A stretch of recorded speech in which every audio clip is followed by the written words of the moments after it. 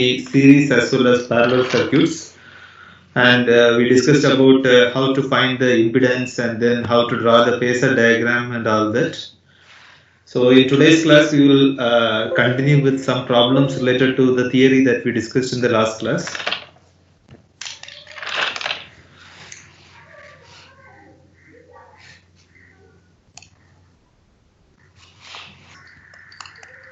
RL circuit, you have R is equal to 20 ohm and L is equal to 60 millihenry, and the input current lags the supply voltage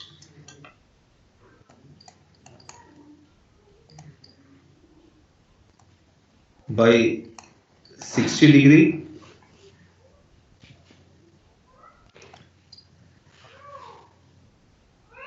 So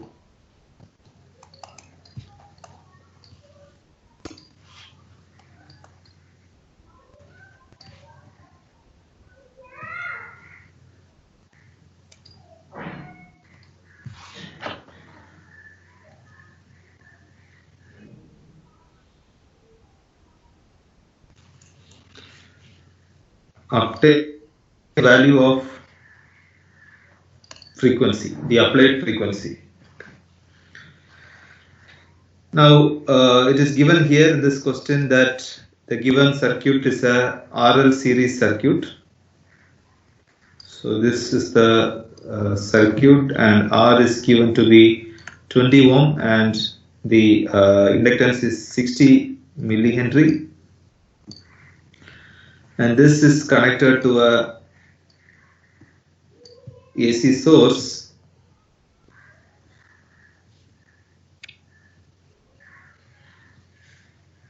and nothing much is known about this source, so we need to find the frequency of this applied voltage. Now we know that the impedance of this RL series circuit will be R plus J omega L, or R plus J into XL. And if you look at the phase angle of this impedance, so this will be tan inverse omega L by R. Now this means that tan theta is equal to omega L by R. And now it is given in your question that the input current lags the supply voltage by 60 degrees. So therefore the phase angle is given here. So the input current lags the supply voltage by 60 degree. You don't have to worry about the sign here, because ultimately we need to obtain this frequency. Okay, so you can directly substitute this value of theta that is given here. So tan 60 degree is equal to omega L by R. L is given, R is given. So L and R are given here in the question, and we know that omega is nothing but 2 pi f, and ultimately you will be able to find from this, you will get omega is equal to tan 60, that is root 3, that is 1.732 into 20 divided by 0.06, that is 60 millihenry. When you convert it to Henry, it is 0.06. So you will be getting 5.7, or you will be getting 577.33 radians per second. Now when omega is known, you will be able to find F. So F is nothing but omega by 2 pi. You will be getting approximately 91.93 Hz. So this is a very simple problem. Everything is given here in the question. So you have to write the impedance, then try to find the phase angle from that. The phase angle is already given here, 60 degree. That is the it's given that the input current lags the supply voltage by 60 degree. So this is the input current that they are talking about, which lags the supply voltage by 60 degree.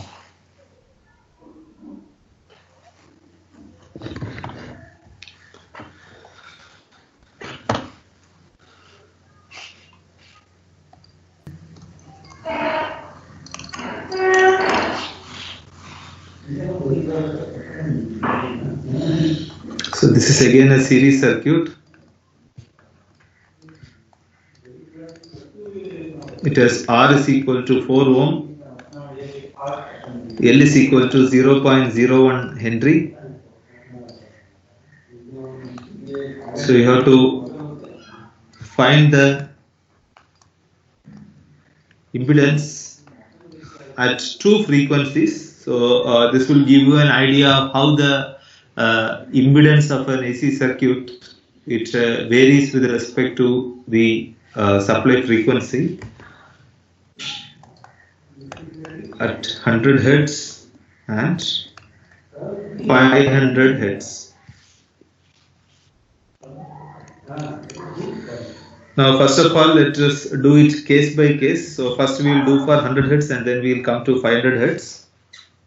So, I don't have to redraw the circuit again. In the previous case also, I had shown you the RL series circuit connected to a AC source, which will have a impedance of R plus J omega L.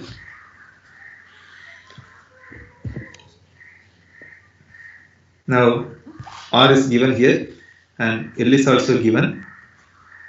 Now for F is equal to 100 Hz,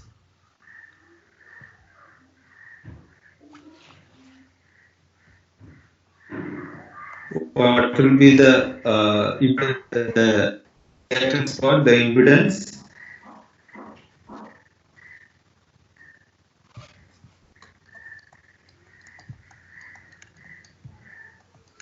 So omega is 2 pi f into L, that is 2 pi into 100, 0.01 Henry. We will be getting 6.28 ohm. At the same time, for omega is equal to 500 Hz. So what will be getting? So very simple calculation, 2 pi FL. So only this F will be changing. So L will be 0.01. So it will be 2 pi into 500 into 0.01. We will be getting 31.4 ohm.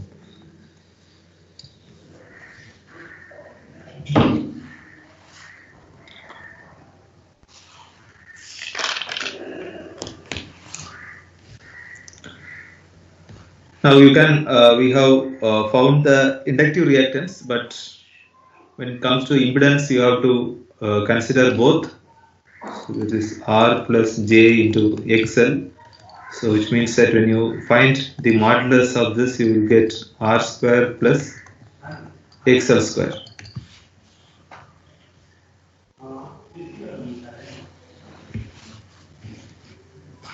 And what will be the phase angle? The phase angle of this will be tan inverse XL by R. Now we are going to find the magnitude and this angle of this impedance at these two frequencies.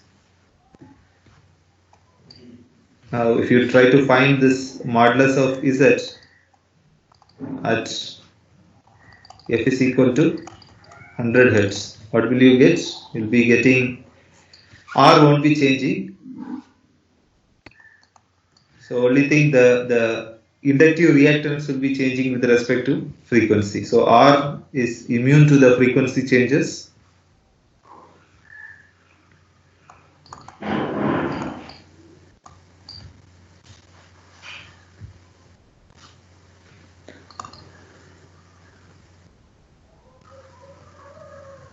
So this will be around 7.45 ohm, and theta, again as I told you,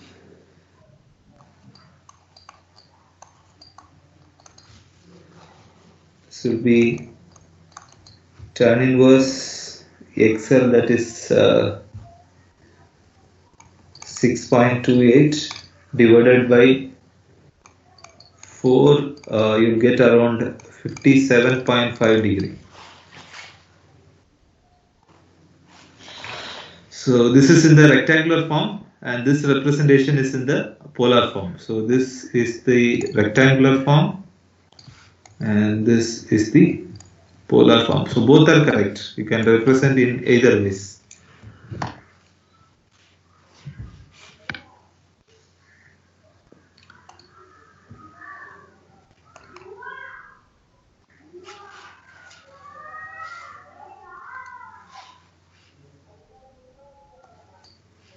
At the same time, if you try to find the modulus of Z for f is equal to 500 Hertz, so we have already obtained the value of XL for that particular frequency.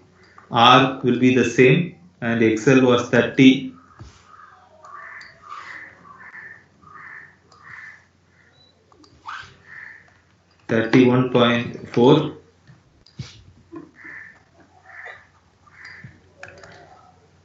So you get 31.65 ohm.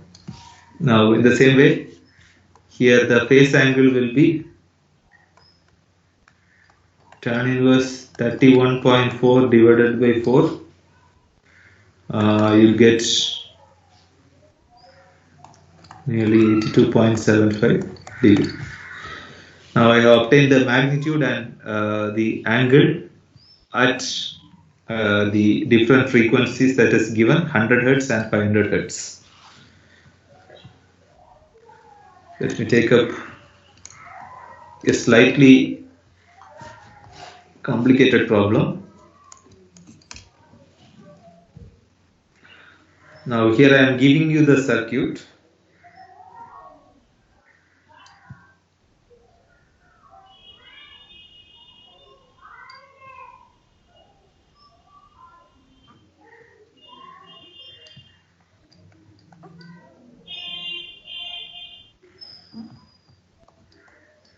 Now this is the supply frequency, supply voltage that is given, and AC supply. So this is R1 C1 and R2 C2, and this will be the same current that will be flowing through this entire circuit, 10 ampere. Now it is given that R1 is equal to 8 ohm, R2 is equal to 3.5 ohm, and C1 is 800 microfarad, C2 is 250 microfarad, and the supply frequency of this particular voltage source is given as 60 Hertz. Now these are the things to be determined. First of all,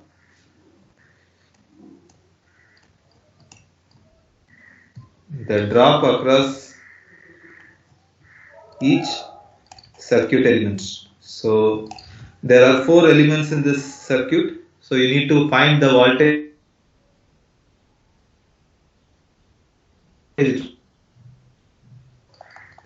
capacitive drop, which means you need to find out the total of the voltage drop in these 2 resistances, and also you need to find the total of the voltage drop in these 2 capacitances. So that for the information for that you will be getting from the first step. Third, you need to find the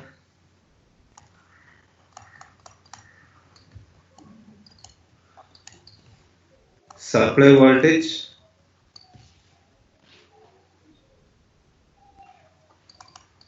and so there are actually 2 branches here,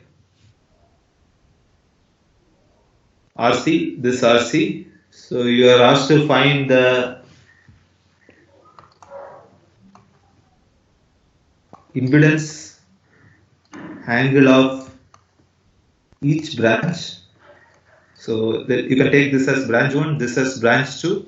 Try to find the impedance angle of each branch. And the last thing, find the power factor of the circuit. So these 5 things need to be determined.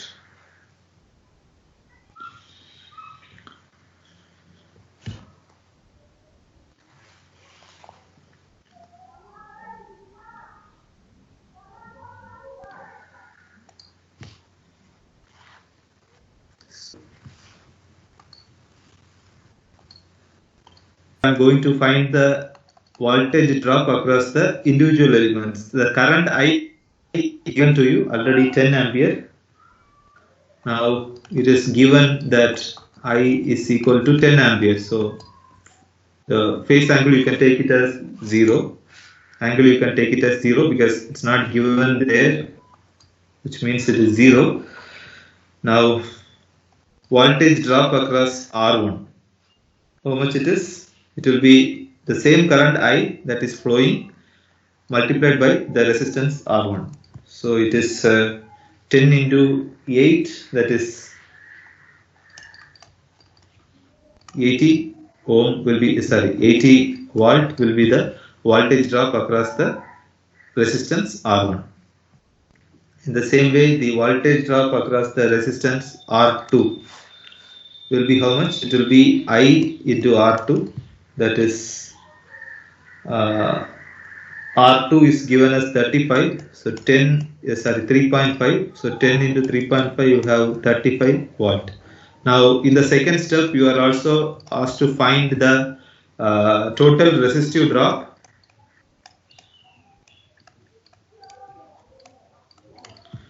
So that will be nothing but VR1 plus VR2. Summing this together you get 115 watt. Similarly,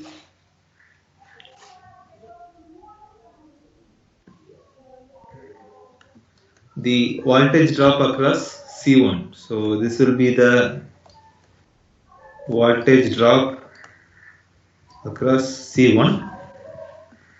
This will be I times the capacitive reactance here. I times the capacitive reactance here, and that will be given by 2 pi or 1 by omega into C, so that is 2 pi f into C1. This is 10.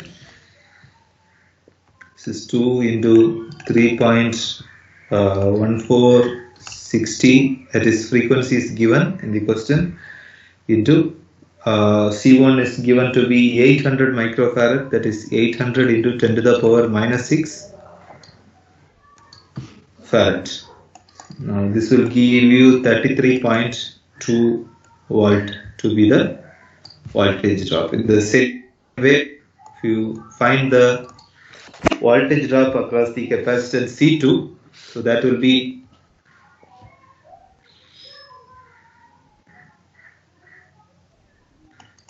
I times X C2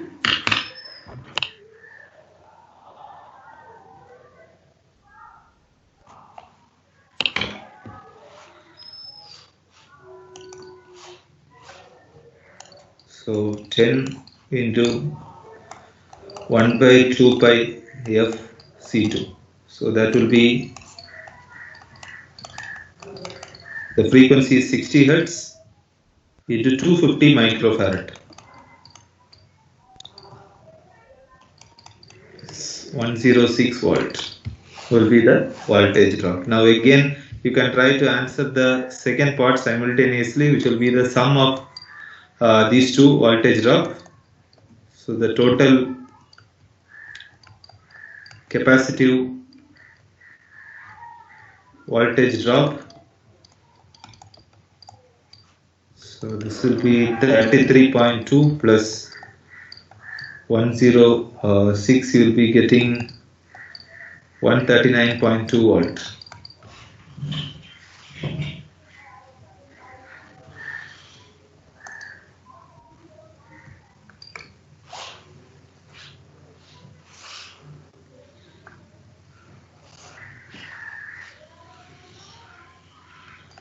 And the third question that has been asked is to find the supply voltage V0. And you know I, and now we have calculated all the impedances in that, all the impedance of the elements in that circuit. So now I multiplied by the impedance will give you the voltage, the supply voltage.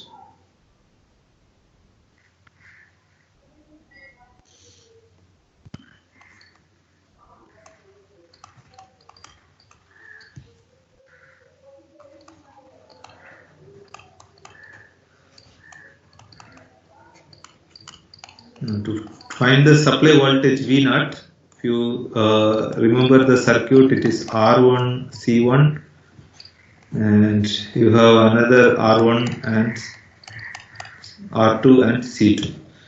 Now you can maybe take this as branch 1 and this as branch 2. Now ultimately, if you want to find this V0,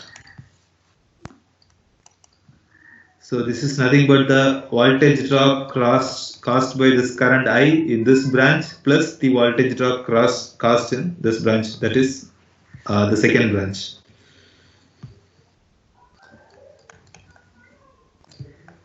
The voltage drop in branch 1 plus the voltage drop in branch 2.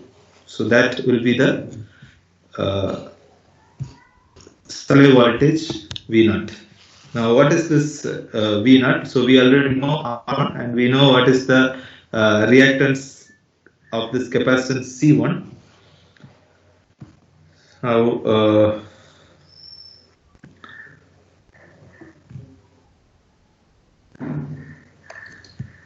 let's say this is I into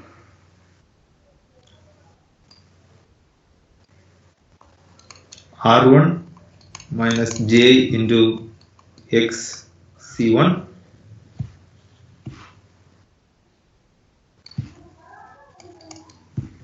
because we already written that the impedance XC is nothing but 1 by 2 pi FC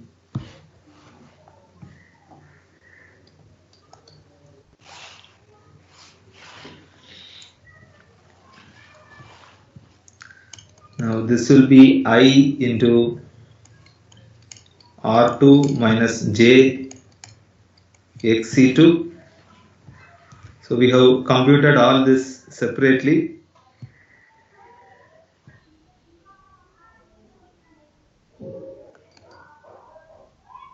So we know IR1 separately, IXC1 separately we know. Similarly IR2 we know and IXC2 this also we know.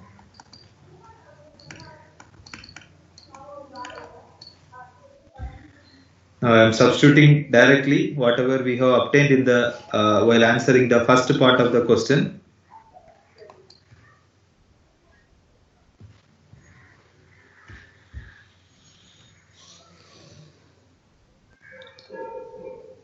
So this was obtained to be 35 and this was obtained to be 106.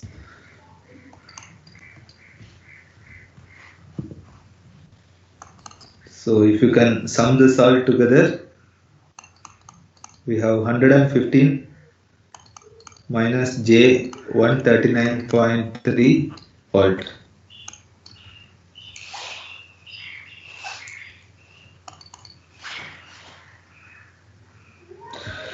Now you can also express the same in polar form if required. So the same thing can be expressed in polar form. So you can find the magnitude of this root of 115 square plus 139.3 square, and if you want the phase angle, it will be tan inverse 139.3 minus 139.3 by 115. So that will be your phase angle. Now, if you look at this branch 1, now we'll try to answer the fourth part of the question. You need to find the impedance angle of each branch. Now,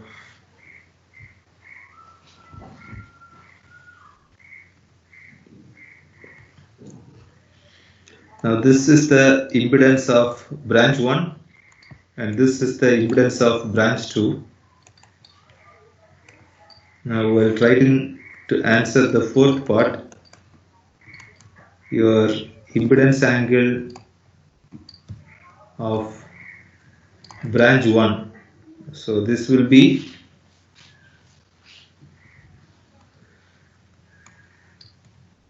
theta 1, that is tan inverse the imaginary part xc1 divided by r1. Now we have already computed this value of xc1 and r1. Now xc1 was obtained to be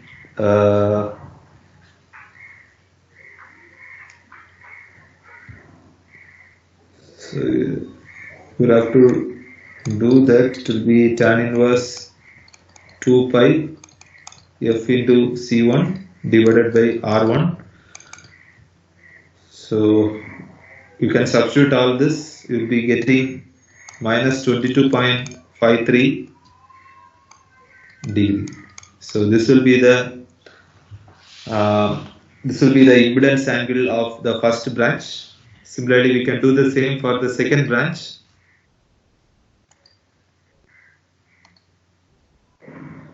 Kuldeep has a doubt. I will come back to you, Kuldeep.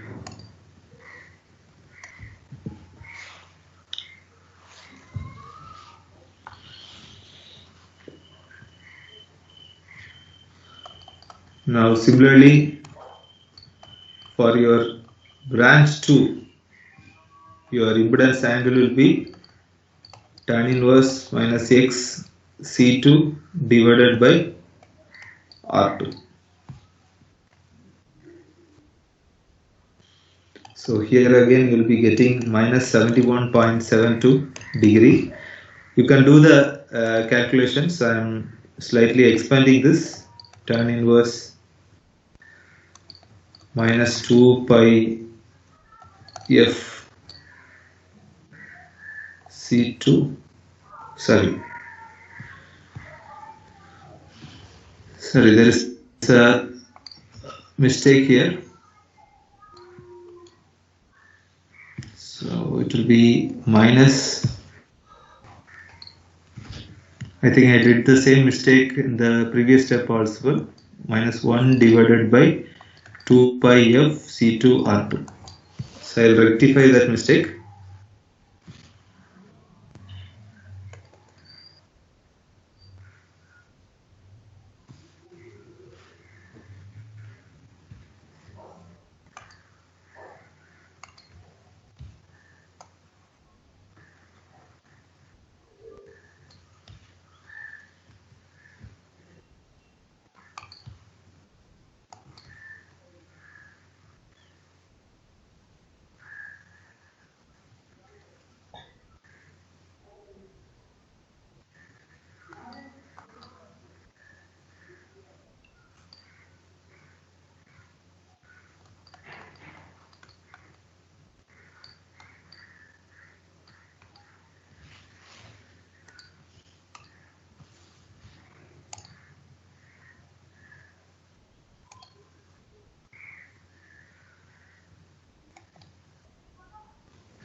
There is no inductor.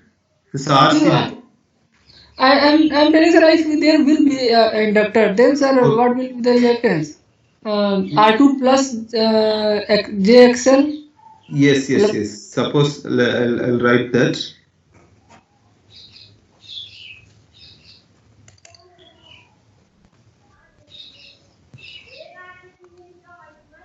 The question is for a network like this, right? Yes, sir. Okay. Suppose you have something like this. Fine. Let's say this is the impedance Z1 for branch 1 and this Z1 will be let's say this is R, L, and C, L1, C1. So this will be R1 plus the impedance caused by this L1 J X L1 plus 1 divided by J X C2. So when you multiply and divide by J, you will be actually getting R1 plus J XL1 minus J into J, it is be minus 1 J sorry,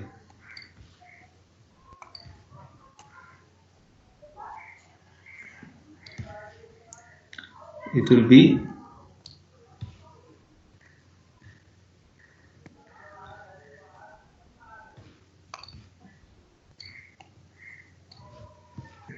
XC1.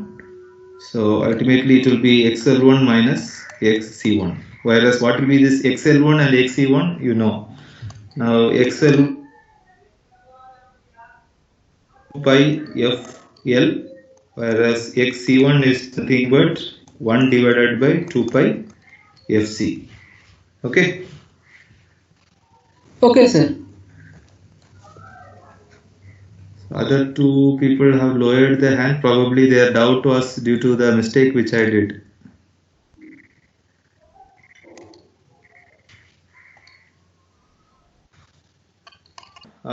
We have calculated the impedance angle of each branch, and then we need to find the power factor of the circuit, and then finally we will also draw the vector diagram. So that I don't know whether I have written the question or not.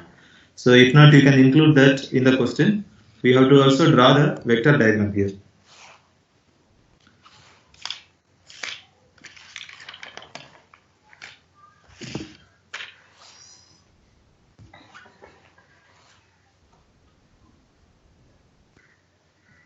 In mind, we can determine the power factor angle. So note that when I say power factor angle, I am asking you to find only the angle phi or theta, whatever it may be.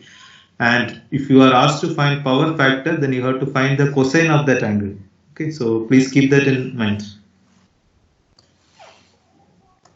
So to find the power factor angle,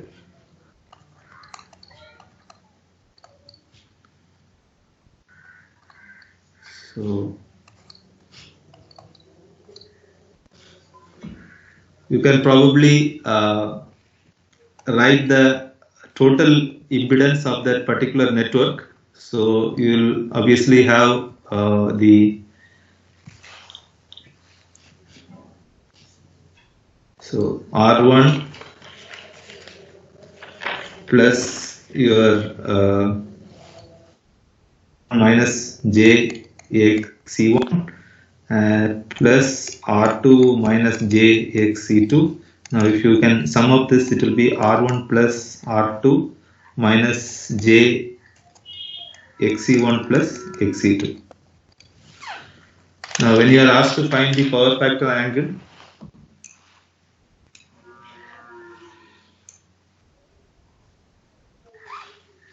XC1 plus XC2, which is the imaginary part, divided by R1 plus R2, and you can note that there is a negative sign here. So as a result of this, whatever angle that you get here, now it will be a lag, so there will be a negative sign, so that will come outside. You will be getting minus 50.45 degree. So we already know what is XC1, XC2. We have computed this in the previous steps. R1, R2 also is known.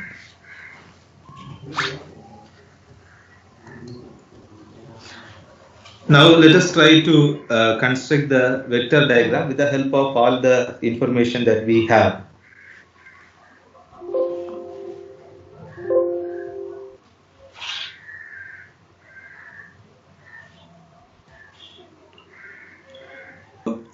We know that the voltage drop across R1 will be how much? The voltage across R1 will be, we have obtained this to be 80 volt, and there is no phase angle in this case. Now we also obtain the voltage drop across C1, and we obtain that magnitude to be 33.2 volt. But if you are interested in the phase angle as well, and if you are trying to obtain that phase angle,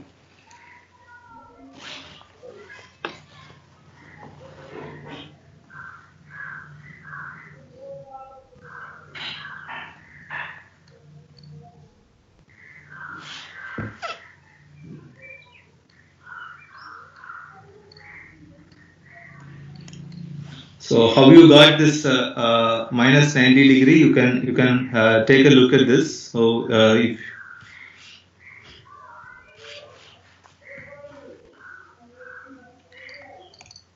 if you have this JXC1, so this will be the reactance when that is multiplied by the current I, which is 10 ampere in this case. So you will be getting the voltage drop. So if you try to find the phase angle of this magnitude, we know this is XC1 into I, and what will be the phase angle? So this will be obviously tan inverse minus IXC1 divided by 0. There is no real part in this. So this is nothing but tan inverse minus infinity. So you will be getting minus 90 degree actually. In the same way, we have obtained this VR2 to be how much? 35 volt, and the angle, corresponding angle was 0 degree. The same way, just like we did here for VC2, it was 106 volt. The same way, if you are trying to obtain the phase angle, that will be again minus 90 degree. Now, this is the information which is required for me if I want to construct the phasor diagram. Now, I know that VR1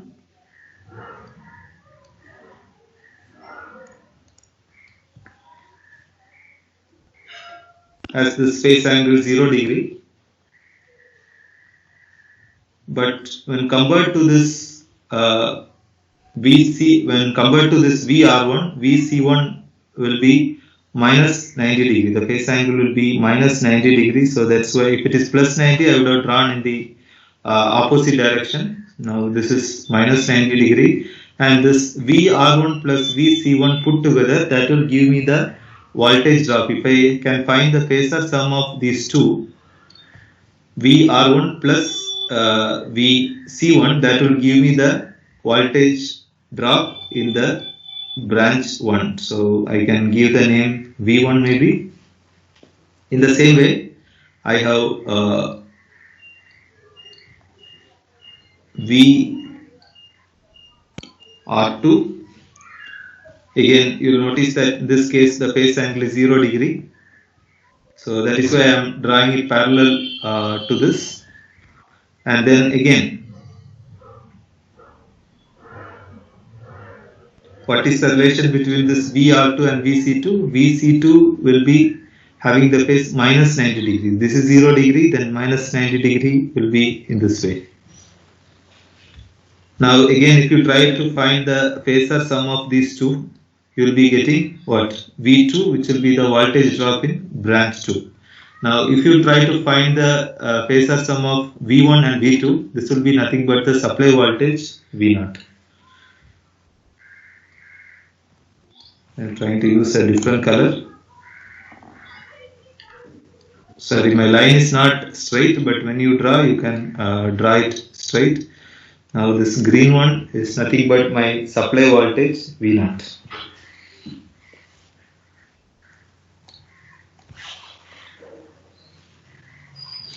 And even the current, as you note, the current, it is given in the question, it will be 10 ampere, 0 degree. Now the current will also be in this same direction, Now compared to that current, this voltage V0, if you see here, this will be having minus 50.45 degree. If you look at this angle, this will be minus 50.45 degree. So when you solve some more problems related to the next question also, I will bring up this phasor diagram, so that will add more clarity to what you have learned. And then Same. yeah, so in the next question we will take R, L and C together. Okay, so that will be clear to you.